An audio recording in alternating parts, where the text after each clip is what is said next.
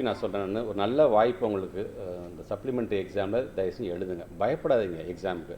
Exam நீங்கள் எந்த பள்ளிக்கூடத்தில் எந்த கிளாஸ் ரூமில் உட்காந்து நீங்கள் பாடம் படிச்சிங்களோ அதே இடத்துல உங்கள் நண்பர்களோட தான் நீங்கள் உட்காந்து எழுத போகிறீங்க. புது இடம்லாம் கிடையாது.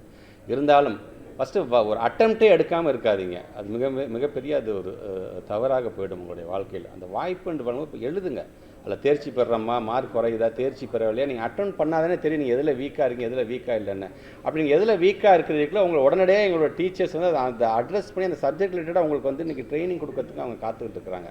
அதனால் பெற்றவங்க தயவு செஞ்சு பிள்ளைகளுக்கு படிப்போட அவசியத்தை எடுத்து சொல்லி இந்த 10,040 இப்போ கடந்த ஆண்டுலாம் பார்த்தீங்கன்னா கிட்டத்தட்ட 41,000 பேர் வந்து ஆப்சன்டீஸ் இருந்தாங்க. இன்றைக்கி அது 10,000 குறைஞ்சிருக்கோம் நம்ம. ஆனால் குறைஞ்சிருக்கோம் என்பது பெருமை கிடையாது. 10,000 பேர் வரலைங்கிறது எங்களுக்கு வந்து வருத்தமாகத்தான் இருக்கின்றது. ஆனால் அந்த பிள்ளைகளை தயவுசெய்து படிப்போட அவசியத்தை சொல்லி இது எழுதுங்க. இந்த சப்ளிமெண்ட்ரி எக்ஸாம் உங்களுக்குமானது தான். யார் யாரெல்லாம் தேர்ச்சி பெறவில்லையோ அவர்களுக்காக மட்டுமல்ல, யார் யாரெல்லாம் வராமல் இருந்த ஆப்சன்டீஸ் இருக்கீங்களோ உங்களுக்கும் சேர்ந்து தான் நாங்கள் சொல்கிறோம். தயவுசெய்து நாங்கள் சொல்லுகின்ற டேட்ஸை நம்முடைய பத்திரிகைத்துறை ஊடகத்துறை சார்ந்த நண்பர் மூலமாக அதை தெரிந்து கொண்டு உடனடியாக நீங்கள் வந்து அதுக்கும் நீங்கள் அப்ளை பண்ண வேண்டும் என்று நான் கேட்டுக்கொள்கிறேன்.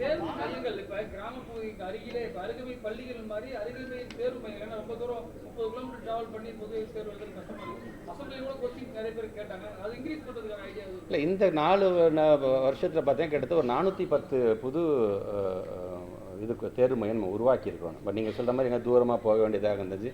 சில நேரத்தில் பார்த்தீங்கன்னா தேர்வு மையம் கொடுக்கறது பிரச்சனை. தேர்வு மையம் கொடுப்பதற்கு சில விதிகள் இருக்குது. அங்கே இருக்கின்ற ஃபெசிலிட்டிஸ் ப்ராப்பராக இருக்குது. அங்கே அதுக்கு தந்தாப்புல டாய்லெட் ஃபெசிலிட்டிஸ் இருக்குதா, அங்கே வந்துட்டு போகிற தேர்வாளர்கள் அதுக்காக வரக்கூடிய சூப்பர்விஷன்ஸ்க்கு வந்துட்டு போகிற அளவுக்கு அந்த ஆக்சஸ் இருக்குதா, இதெல்லாம் பார்த்து சில விதிகள் மூலியமாக தான் கொடுக்குறோம். அதுலேயும் பார்த்தீங்கன்னா நீங்கள் சொல்கிற மாதிரி 10th தேர்வு மையமாக இருந்தாலும் சரி, 12th தேர்வு மையமாகவும் 4 ஆண்டுகளில் கிட்டத்தட்ட ஒரு 410 தேர்வு மையங்களை நாங்கள் புதுசாக உருவாக்கியிருக்கோம். இனி வருங்காலத்தில் அதெல்லாம் ஒரு ரீசனாக யாராச்சும் சொன்னாங்கன்னா கண்டிப்பாக அதுவும் நீங்கள் இப்படி இந்த விதிகளை ஸ்ட்ரிக்டாக நான் தான் ஃபாலோ பண்ணல, அப்போ நான் இப்படி இருந்தால் நான் கண்டிப்பாக வருவேன்னா அதையும் ரிலாக்ஸ் பண்ணுறதுக்கு நாங்கள் ரெடியாக இருக்கோம்.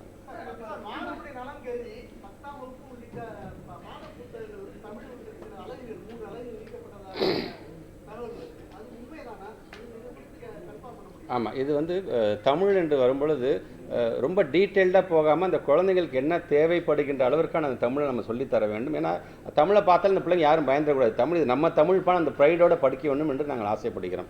அதனால தான் அந்த பிள்ளைகளுக்கு என்ன தேவை, தமிழில் தன்னோட பிள்ளைங்கள் என்ன தெரிந்து கொள்ள வேண்டும் என்று ஆசைப்படுகிறதுக்காக தகுந்தார்கள் போல் அதை நாங்கள் வடிவமைச்சுட்டு அதை பல்வேறு தமிழ் ஆசிரியர்களும் வந்து அது உள்ளபடியே அது வரவேற்றிருக்கிறார்கள். இது ஆசிரியர் பெருமக்களுக்கும் சரி, மாணவ செல்வங்களுக்கும் இது நல்ல விதத்தில் அது பயன்படும் என்கிற விதத்தில் தான் அதை நாங்கள் செஞ்சுருக்கோம்.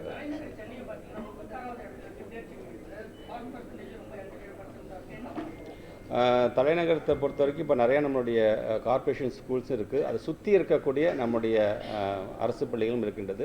கண்டிப்பாக அது சார்ந்து, ஏன்னா இப்போ ஒவ்வொரு ஊர்லேயும் ஒவ்வொரு விதமான பழக்கவழக்கங்கள் இருக்குது. பட் இங்கே நாங்கள் வந்து 34th பிளேஸ் வந்து அது எங்களுக்கே ஒரு மிகப்பெரிய ஒரு அதிர்ச்சியாகத்தான் இருந்தது.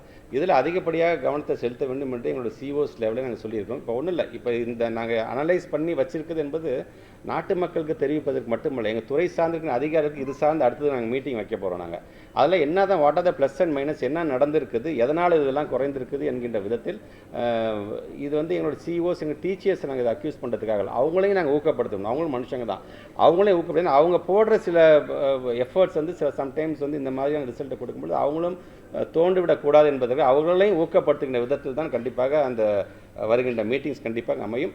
அந்த விதத்தில் நீங்கள் சொல்கிற மாதிரி தலைநகரம் வந்து அடுத்த கல்வியாண்டில் ஒரு நல்ல ஒரு இடத்துக்கு வரும் என்கின்ற நம்பிக்கை எங்களுக்கு இருக்குது.